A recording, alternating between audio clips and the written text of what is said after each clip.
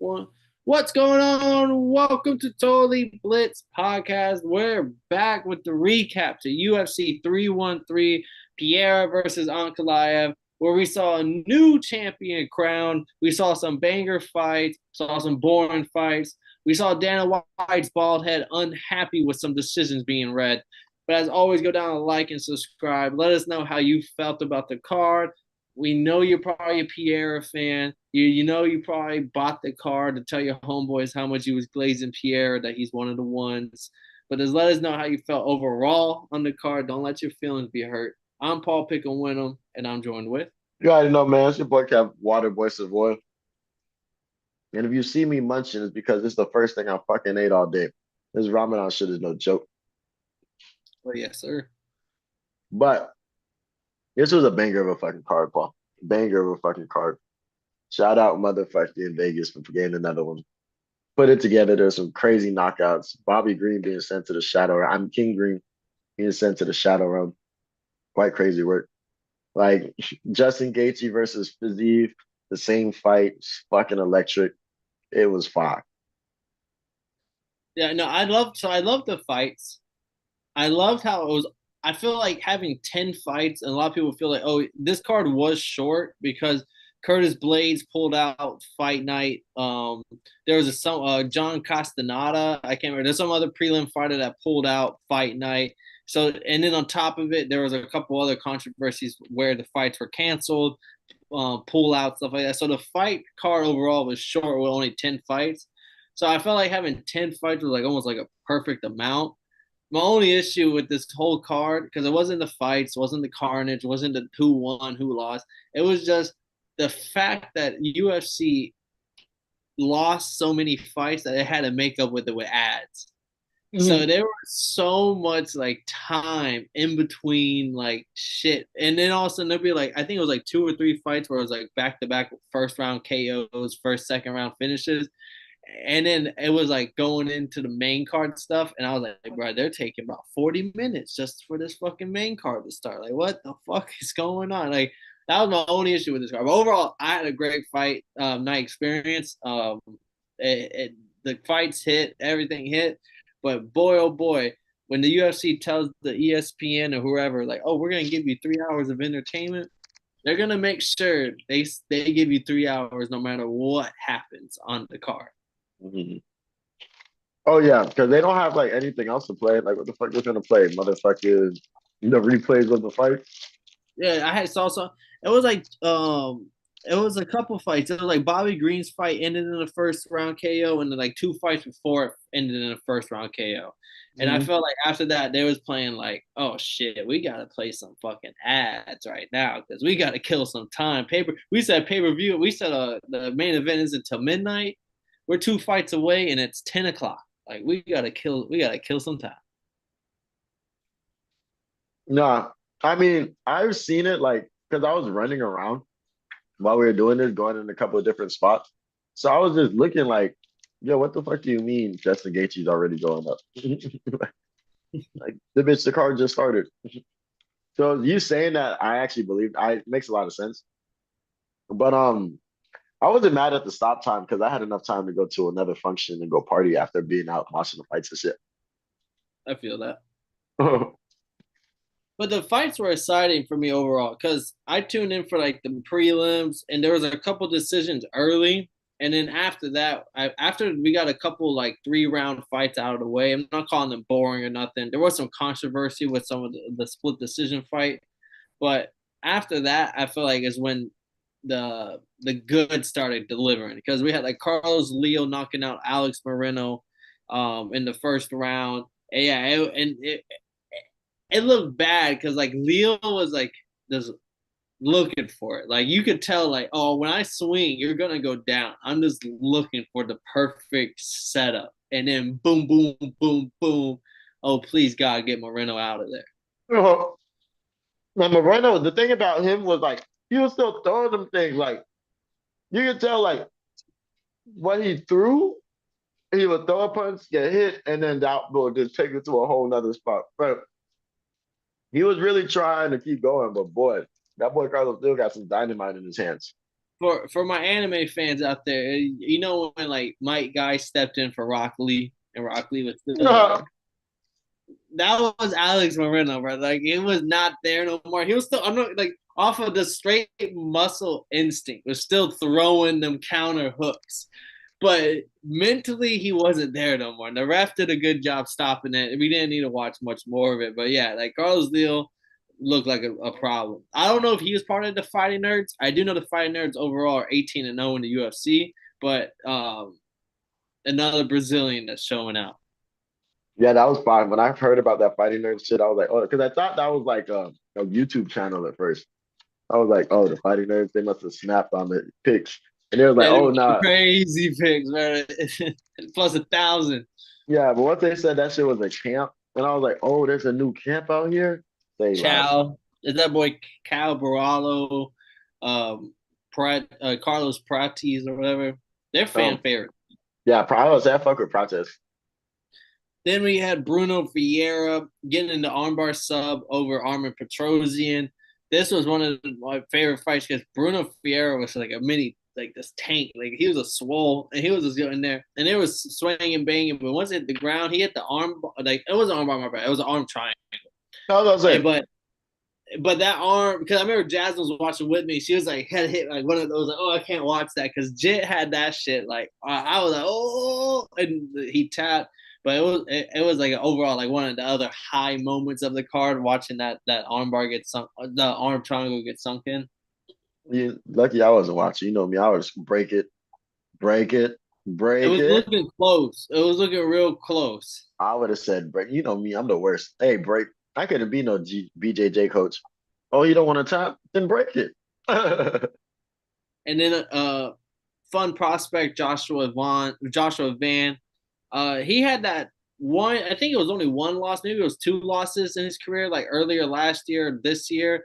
And we were covering the fights, and it went from like, oh, this guy's a great prospect to he's taking L's. But since then, he's leveled up his game because this was an undefeated Japanese prospect, Rai Tasora, and he 30-27 across the board. Like it didn't even look like a fair fight.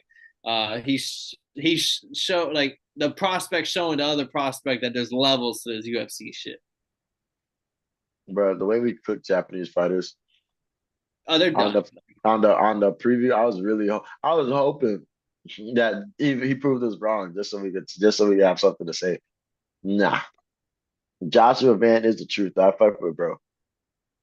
Yeah, and everyone's giving him his props, and I'm gonna give him his props too. Like the fact that like a lot of these prospects sometimes they take these early L's and they just kind of end up becoming like a middle of the pack fighter. Mm. It's hard to see a guy who's gonna like a guy that's being pushed as the next like a next one of them ones, and then he takes an L, but he hasn't like stopped delivering the fact that he's one of them ones. Okay, I took the L, but who's gonna stop me next? Let's see. I love it. Then my new favorite fighter, Mauricio Rufy. I don't even know his real name, but I saw the fact that he changed his brother. He didn't even know in his UFC debut that they were going to call him Rufy because his brother changed the thing on the card to Mauricio Rufy. So when they read it out for his UFC debut, because of the fact that that's what they call him in the gym, because his favorite anime is One Piece and his favorite character is Luffy. Not only is that, but he's gone on and had crazy knockouts. This was his first fight, debuting his new chess piece, which was the Crazy fire. fourth gear Kong style, Kong gun, Luffy. So the moment I saw that, I was texting you. I was like, yo, bro, this is my new favorite fight. I did snap and da. And then he delivers the knockout of the year. There's some other ones in contention, but arguably the knockout of the year, spinning fucking back kick KO, Bobby King Green folded him. Long chair, face plant. Got It him was up out of there. Got him up out. I would have checked him for a pulse. I'm not gonna lie to you. That'd been the first thing I did if I was the nurse. that would have been the first. My second thing would have been testing Roofy for PEDs. I'm fucking crying. That would have been two next steps. Like you need to be tested for PEDs, and you need to be tested to be that you're still alive. Yeah. Immediate go to the hospital. Immediate. But yeah, I mean, he looked like a fun fighter. He wasn't on my he wasn't on my radar at all until now. Now I know. Because I'm talking about that shit was so nice. That fucking kick to the head. I just think he only has one fight that's gone to decision in his 13 fight career. Like, and it's all like early KOs. And Bobby King, whatever you want to call him, he was one of them. Like, he's just been added to the collection of early KOs. I don't know if did he get removed? Was he on the fighter remove page, King Green? I know Jalen Turner got. I don't know. I don't know if he did, but if he did, it's probably for his own good. Because after that Jalen Turner knockout, it's kind of been like, hey, bro, we don't want to see you like brain pudding style. Yeah, he's about to go. He's going the way of Tony Ferguson right now. Yeah, we do it for your own good. And this is so crazy because I feel like a year ago we were covering the fight where he came in to the presser at the Apex with no shirt on, with like 50K in his hand, talking that buku raw shit. Like, It was oh, against Tony Ferguson. was it? He put the stack of the money on that bitch. Like, oh, y'all don't got 50K, don't talk to me. And it's like, that's why you don't act like that. Because boy, oh boy, does time turn the tables. I mean, I'm a firm believer. I don't know what happens behind the scenes, but like, you feel me? Like sometimes you just don't. It's not there like that. Like there was a point in time when it was there. It's not there like that. Maybe you gotta find it somewhere else. Pick up. 32, 17, and 1. The UFC is the only sport you see records like that. And he might go in the Hall of Fame. I mean, if he keeps going at this rate, he's gonna end up on like a knockout of like a Hall of Fame KO kid. Like it's just crazy. But I still fuck with him. I'm gonna pick him in the next fight. I think he got removed though. I think he's done. He made up coming soon, PFL legend, Bobby Nah, Green. nah, you gotta take that nigga immediately to bare knuckle. Oh yeah, that'd be kind of dope. I The need to him versus see. who's the one J at bare knuckle that'd be going crazy? Mike Perry. Yeah, Mike Perry. I don't know if he's still. Book I it, feel like I ain't gonna lie fucking to you. book it. I'm pretty sure you have to retire after like 2 years in bare knuckle. I don't know if there's niggas with like 4 or 5 year careers in that I don't sport. think they giving you 401Ks at bare knuckle, bro. I feel Yeah, like I you could. fight till you die. Like, see, when niggas be coming at the UFC, right? See, look, I be trying to stay quiet and sit conversations because I'm realizing more and more I'm a Dana Glazer because niggas he's be coming at the not he's UFC not an so angel. sideways. He's not an Yeah, angel, but he's the most fair man in the market. Because some of yeah, you these feel other me? people out Like there are what? like, Because like every time he laughs at people, because I don't think that you should that you should be on like pay-per-view television and making only 5K a fight, and then another 5K if you wouldn't. But there's some people out there that is like 5K. I would give you nothing. there are champions that are making 5K of fights Yeah, in other motherfucking league. Like if you look like niggas be comparing the UFC to the NFL. If you compare the UFC to every other MMA market, you look like damn. There's a reason why niggas aren't complaining. yeah, but it's the reason why people get their contract to the UFC and start crying. Like, we made it, mama. I'm we telling you, it's only up from here. only 100%. Like, it's like they taking Dana to trial. It's the other promoters that probably wouldn't even show up for trial because of the shit they doing. Yep. But back to the pay-per-view card. Amanda Lemos goes the distance and shows the youngin that there's levels to this, that you're gonna have to try a little bit harder, work a little bit harder in the gym if you're gonna beat me, and takes Yasmin Lucindo the distance and dominated, pretty dominant performance. There was no guessing who won that fight, but on the picks, I told everybody, hey, this fight's going the distance. I don't care who wins. I got Yasmin. I was wrong on the pick, but I did say it. This fight going all 3 rounds, and that shit cashed for me. And that was like every single parlay I had this. So I was sitting there like,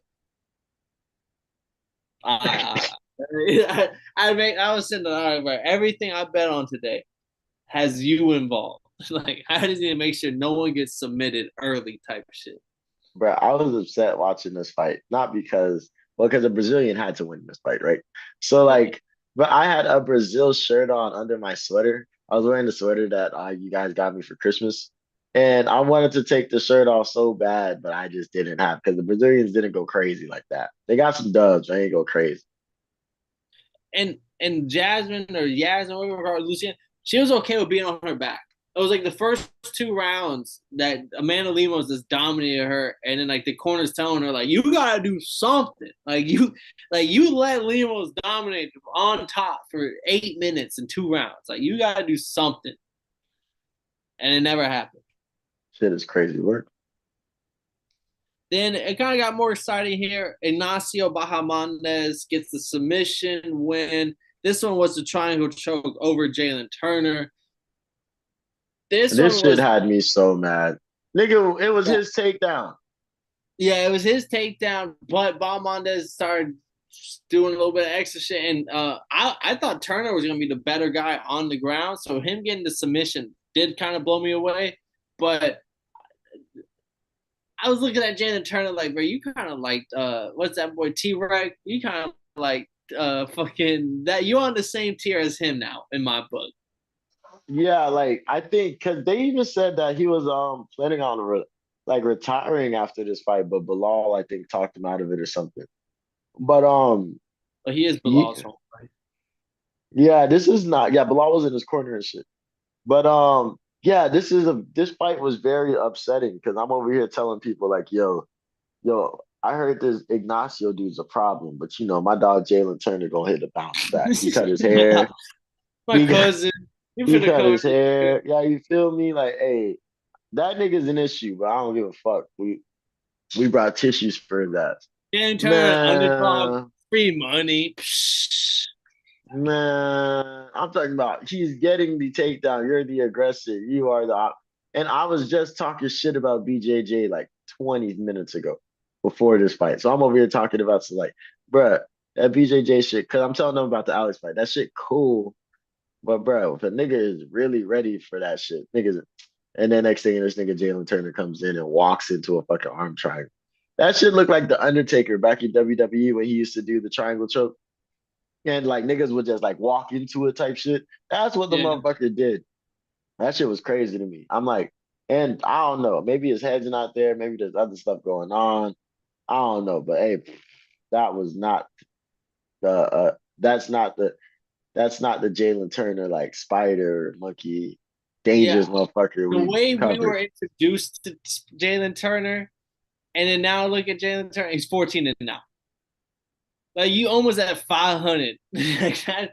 Like I remember being introduced to Jalen Turner. Like, oh, he might take over. He's a 6'4" lightweight. He makes the weight. Like he's long. No one can stop him. He got Yeah, the good which ground game. I And used to it's be like, like, he's a Kevin Holland if Kevin Holland took the shit serious. and then like Jit's gone 2-4 since then. Like certain point, I said, everybody, spade is spade. All right, like And, it, and one win was against King Green. and we see King Green right now. He may have been And removed. that's not No, aging well right now. It's not aging well. and a banger. I know the BMF wasn't on the line, but secretly in my heart of hearts, it was on the line. Justin Gaethje gets the unanimous decision win over Fiziev, and what was a very good fight. But boy, does cardio always play a factor. And I felt like Fiziev started fading towards the later parts of the fight, and the fact Gaethje scored that knockdown uppercut on him kind of gave him the fight. Like after that 10-8 round, it was kind of up from there, in my opinion. Like, oh, And like eight. What, I don't know if they gave him 10-8, but they should have. Not he dropped him. bro? Fucking Paul, uppercutted. He Paul, dropped. you are the king of giving niggas 10-8 rounds. I'm talking about, I think every week you've given a nigga a 10-8 round in the last month, kid. Because y'all watching boxing and you gave a nigga a 10-8 round too. If you And, box and you and, get dropped, it's a 10-8 round. Paul, you just be this nigga, Paul. You gonna cost niggas money. 10-8, hey, bro. If I dropped you, means that you was this close to being knocked out. That means you was this close to being up, out of there. And you just, that's gonna be one of your nicknames. It's the 10-8 kid. You quick to give a nigga a 10-8 round. I mean, I think the nigga got beat, but I didn't think they were 10-8 rounds. And I think I agree because one, I was upset because why didn't you just book this fight in the first place? Fuck Dan Hooker. No disrespect.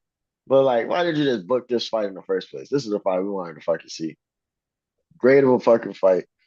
Motherfucking I think cardio meant something in this fight for sure.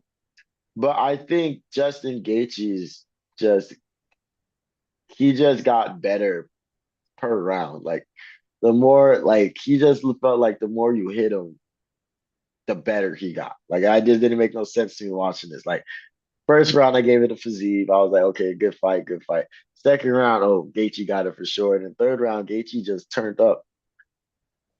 And shout out Fiziev for taking this fight on 12 days notice. He's a fucking challenge. He's tough. But once Gaethje downloaded the data, figured him out, like, oh man, he was having fun in that bitch. yeah, no, and the I, if Fiziev had a full camp, maybe this is different because Fiziev in the first round, I felt like came out and probably won the first round and was the Mm-hmm. faster fighter, striking on the outside. Gaethje kind of had to do some of them like get on the inside, get hit, but also land a hook or make it. Gaethje kept doing a Muay Thai clinch, but you would think Fiziev has the better of the Muay Thai clinch because he trains out there in the Muay Thai camp in Philippines and shit. But every time Gaethje would come like leave the Muay Thai, he would throw a fucking hook on the way out, and them hooks was landing. Like whatever reason, Fiziev could not stop that hook. And Gaethje's a hard hitter, and sometimes I feel like even if you don't show that shit hurts you, the judges know how hard of a hitter Gaethje is. So even if he lands a hook and you don't show that it hurts you, they're gonna score like, oh, he landed a big hook. Like Gaethje's fucking hooks are devastating. Uh, I, if it was a full camp, I think Fiziev may probably could have won this fight. Could have gone 3 rounds, showcased that he was the better striker between two. Sometimes you bite off more than you can chew. And that's where I kind of took away from this fight because I was like, damn, Fiziev looked good in the first round, but round 2 and 3, my boy Gaethje, All American, took home with it. I'm a firm believer, and it's always good to do Dana a favor. It's always Yeah, good to it because will come back. Dana's a king. Because one thing Dana does is some good business. I will say that. Does a lot of bad. He also does bad business for a few. A few folks will say that he does bad business as well.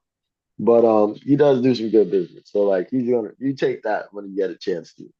But I don't think Fiziev. I don't think we'll never know. But I don't think Fiziev this fight changes if Fiziev has a full fight camp because I feel like it was the same fight. Like it was the same fight as last time. They just weren't as close because cardio might have played into position.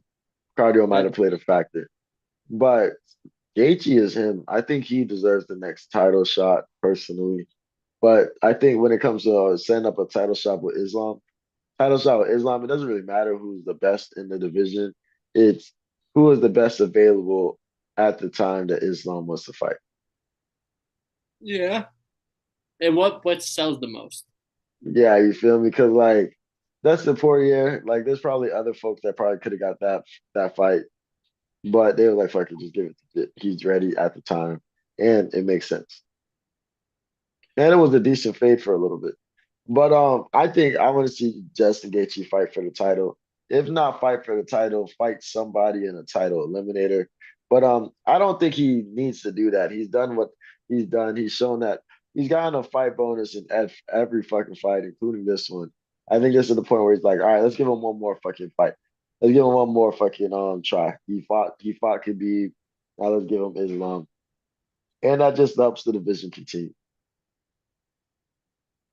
No, yeah, and I kind of co-sign him getting the title fight. Even if it's not the most rightful deserved, I just kind of feel my heart of hearts that Gaethje's on his way out. Like Oh he's yeah. also Poirier, like all those older, they're all like in mid 30s. I think at this point, how many more fights is he gonna take? Oliveira, I could see coasting around for the next 2, 3 years. Gaethje, I think, has 2, 3 fights and he's up out of here. Chandler, 2, 3 fights, he's up out of here. Poirier, his next fights, he's done. Like so I think kind of give him that one more hoorah goodbye. I don't want to Ilya Glaze, but I think that nigga's about to be a Grim Reaper. I'm hoping that because I'm hoping they can make Ilya fight like twice before he has to before he can get a title shot. And whoever Yes Man fights, that career is over. If it's Michael Then Chandler, Poirier so, first if it's retires him. Gaethje yeah, retires him. if it's Michael Chandler, get him out of there. Then I'm coming for you, Islam. He does like a Hulk Mhm. Hogan promo, points at the camera. And I think you got to give that boy time too, because like Islam isn't getting any younger, so like you got to give him time to catch up to Islam's prime and shit like that. But that's a whole nother conversation. But great fight, great fucking fight. Definitely deserved fighter tonight. And we got one more. And then our main event, Megaman Ankalaev, our new light heavyweight champion of the world, with his unanimous decision win over Alex Pereira, 46-49, which I don't agree with, but I could see happening. But the ones I do agree with, 47-48, 47-48, all in favor of Ankalaev here.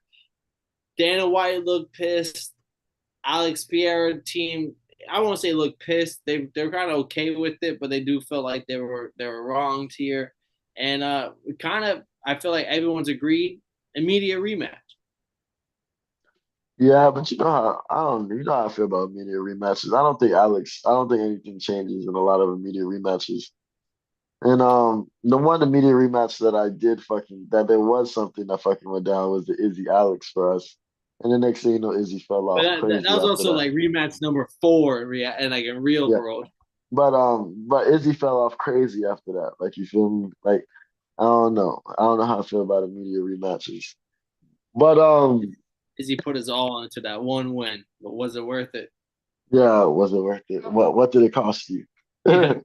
But I mean, this fight was interesting. It was like I had it scored round one, Alex, round two, Ankalaev, round three, Alex, round four, Ankalaev, round five, Alex.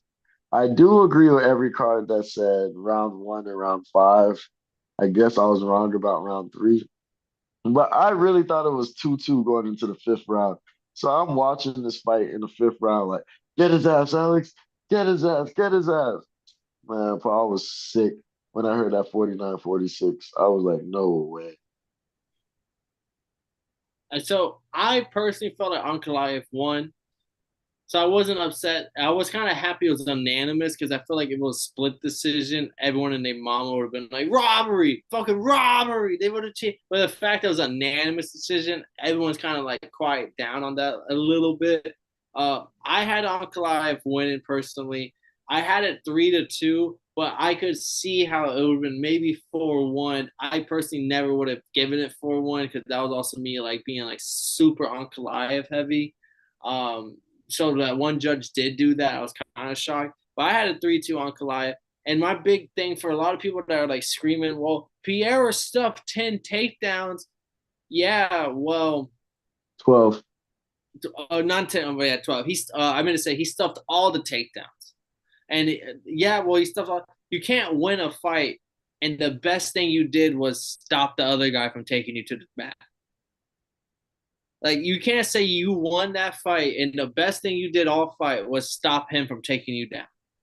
Like you had to do damage. You had to have been pushing the pace because Ankalaev was on his front foot all fight. And Kev, I told you on the picks.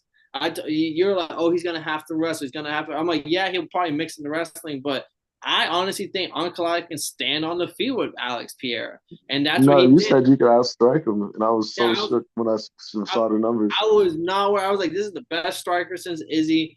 He hasn't really fought anyone that's really like that for real, and he does sometimes he gets sparked. Not that he gets knocked out, but the fact that he gets hit hard and he kind of takes a second to find himself, and that happened. I think it was the end of round one or end of round two, and Round Ankalaev two. hit with a strike that fucking. If there was 30 more seconds, the fight, who knows what could have happened in that, and if there was more time on that clock.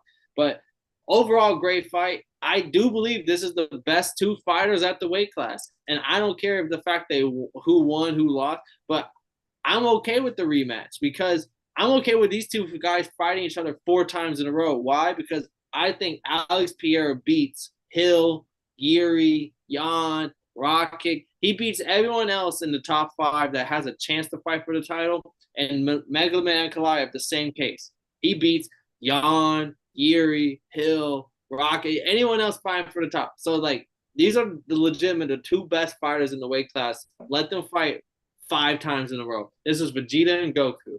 I don't give a fuck. Let them fight each other 5 times. Ain't none of these other guys in this division, unless there's some newcomer on the come up, like the Victor Petrino. There are a couple other like younger light heavyweights coming up right now. But other than that, I don't need to see Anthony Smith in a title fight. I don't need Jamal Hill. I don't need fucking Johnny Walker, Craig Jones. I don't need none of these guys. These two guys are at 1A and 1B. Nah, that's I respect it to the fullest. When I look at how the fight was fought, I get upset a little bit, but not upset in the sense I was like, man, that's lame, that's bullshit, that's boring. It's just that's the game plan you chose and it worked. Like I can't get mad. Like shout out Alex for being able to stop all 12 takedown attempts, really locking in, didn't give up an inch when it came to those. But I just didn't know that the judges were counting like holding him against the fence and all this is control time. I thought that was like live wrestling, and once you got the takedown, then it's control. So like I didn't know judges are looking at that and saying, "Oh yeah, he's controlled him the whole round." And I respect it because like he didn't do anything because you guys getting controlled. But this fight showed that like you have to be an all around fighter to be good in this division. Like you gotta strike, you gotta be able to wrestle, you gotta be able to take down the wrestling, and you gotta be able to fucking stall when you need to stall or like have a game plan. I was listening to the Weasel and that nigga was talking about the strike differentials. Like the man Alex threw 48 calf kicks, leg kicks, Majority landed of the strikes was leg kicks. landed 48 leg kicks and only 11 head strikes. Don't get me wrong, Ankalaev was getting out the way for sure. But at the same time, like his game plan was all fucked up. I think he really expected this dude to wrestle his ass off. And I don't know what the fuck came with. But I love to see a rematch. I just don't think there's a difference in I don't think there's a different outcome. Me neither. Just because I felt like Uncle can kind of do it all. The fact that I was just so confident on his striking, and the fact that he showed me he could strike with him, and he could take Pierre's punches. The calf kicks are one thing, but once again, I don't think you can win a fight. And the best thing you did all fight was how great your defense was. Like Mm, at some point, you have to be like the guy on offense. And at no point in this fight, I felt like Alex Pierre was on offense. It was counter hooks, a lot of leg kicks. The only time you did do offense, I would say, is when you threw leg kicks. Outside of that, it was counter hooks, you on the fence, you stuffing takedowns. But it wasn't, at no point you could say you won that fight if all you did was play defense for 80-90% of the fight. facts. Facts. I can agree with that fully. And yeah, I'd like to see it again. But Yeah, sign me up for the rematch and let them boys just bang it. Because I don't care about the other guys in the division, to be honest. and I kind of like the idea of slowing down the whole Alex jump to the heavyweight division because I'm like the best thing that could have happened in life is you and John Jones not fighting. Like I don't want to see nobody that doesn't need to fight John Jones because this right here showed me that like an all around killer is not who you want to be in the ring with. Oh my God, the odds would have been like in their primes. This is like 2020, 2019. The odds would have been like a pick 'em. And then John Jones would have fucking been like dragging him like caveman style. And and Izzy would have went up. Yeah. Murdered. So yeah, I don't want to see Alex versus John Jones. I wouldn't mind an Alex versus Tom Aspinall, but I got Tom in that one. I got Tom, and Tom probably should be coming as a big favorite at that point. And outside of that, size wise, Megalomed's someone that sizes up with Alex Pierre. Like He did. He did size up quite well.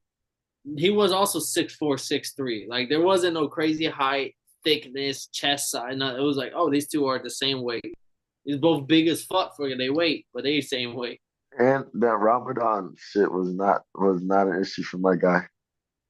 If Yeah, anything, it helped him. He was closer to God. that's true. Overall, great card though. Next week coming up, uh, okay card. It has a good main event, but outside of that, the card itself isn't that good. But this pay per view, it lived up pretty good. I give it like a 7 or 8 out of 10. Yeah, I was I'd give it a B plus. Yeah, we should start doing letters. I give it a B. I give it a B. A solid B.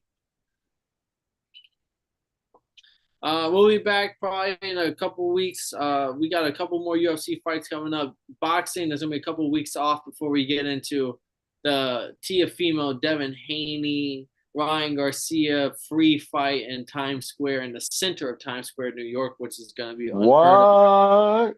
Yeah, right in the center of Times Square, bro. Billboards and all, fucking boom. Unheard of. Some big Turk Radiasi. Yeah, big things coming. But as always, we appreciate y'all tuning in. We'll be back later on this week's. I'm Paul Pickle Winham, Kev, Waterboy Savoy. And if y'all didn't know, one night